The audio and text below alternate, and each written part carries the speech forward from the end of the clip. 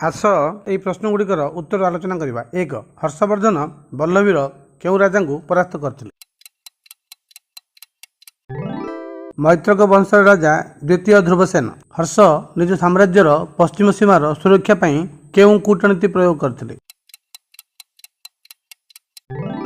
से परास्त करथिबा वल्लभीर शासक द्वितीय ध्रुवसेन सह निज कन्यार विवाह कराइथिले। हर्ष तांको जीवन रे एकमात्र पराजय भोगिथिले ताहा केउठी एवं काहाठारु? नर्मदा नदी कूल दाक्षिणात्यर बातापी बादामी राज्य राजा द्वितीय पुलकेशी ठारू चालुक्य वंशर विवरणी रे हर्ष को कौन रूपे वर्णना करा जायछि? सकलोत्तर पथेश्वर हर्ष केउ चीन राजा दरबार को राष्ट्रदूत प्रेरण करथिले? ताई सोंग केउ चीन परिव्राजक हर्षवर्धन दरबार को आस्थिले? हुएन सांग भारत रे केते वर्ष रहिथिले? 8 वर्ष। धन्यवाद।